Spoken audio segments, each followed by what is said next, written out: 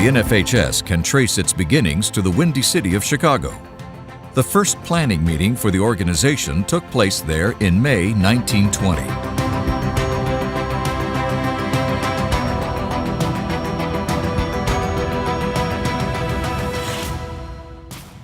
At the request of Illinois High School Association Secretary L.W. Smith, representatives of the state athletic associations from Iowa, Illinois, Indiana, Wisconsin, and Michigan met in Chicago to discuss common concerns.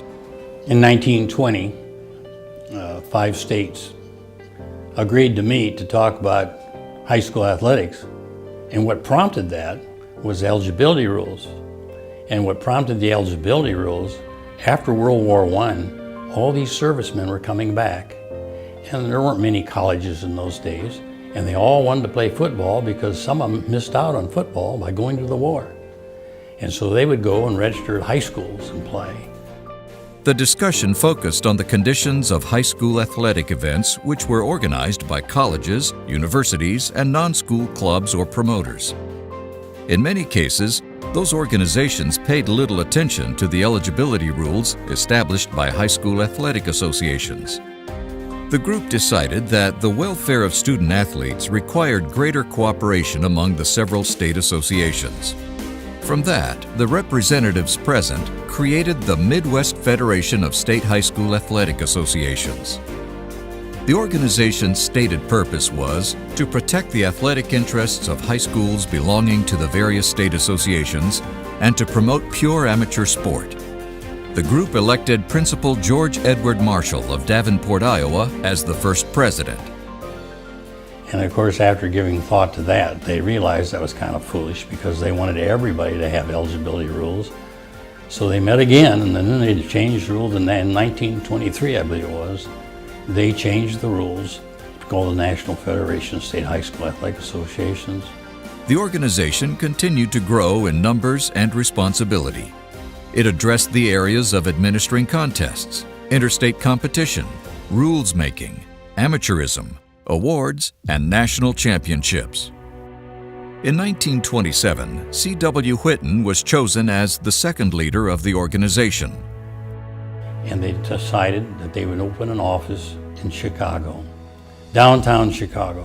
One of the primary reasons the NFHS formed was to write and publish playing rules for high school sports. That got underway in the 1930s. During that decade, the NFHS began to exercise greater control over the sanctioning of interstate athletic events. In September 1940, the Board of Directors chose H.V. Porter of the Illinois High School Association as the first full-time executive director of the NFHS.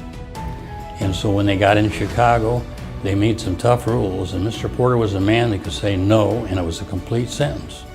And they got the other states along with him, and before you know it, it just kept growing. During the 1940s, committee activities grew for individual sports rules codification.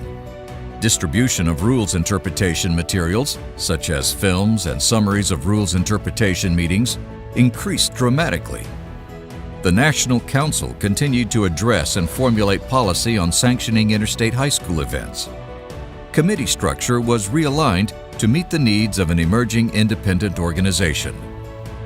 The NFHS developed stronger relationships with other athletic organizations, including an agreement with professional baseball to refrain from any actions which might jeopardize the amateur status of high school athletes.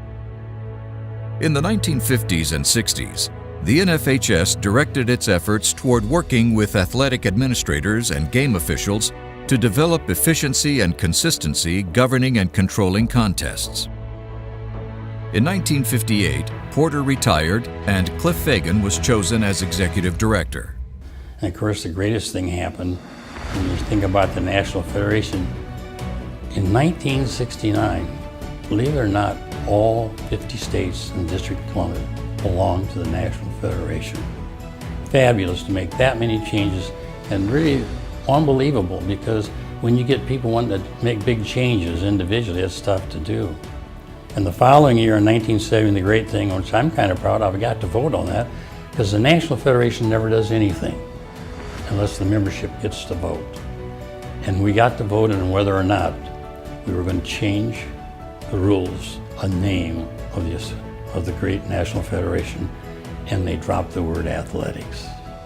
And that's when all the activities started to blossom. In the 1970s, committees developed rules for boys and girls gymnastics, volleyball, swimming, wrestling, soccer, softball, track and field hockey, and ice hockey, and the office moved to Elgin, Illinois. Also started in the 1970s were the National Conference of High School Directors of Athletics, the Interscholastic Athletic Administration magazine, the National Interscholastic Athletic Administrators Association, Administrative Staff and National Services for Speech, Music, Drama, and Debate, the National High School Sports Record Book, and the Basketball Rules Committee. And Mr. Fagan, he announced his retirement in 1976, and that's when the executive board interviewed and hired Mr. Bryce Durbin, a great executive director from Kansas. Completing a busy decade, in 1979, the NFHS moved its office from Elgin to Kansas City, Missouri.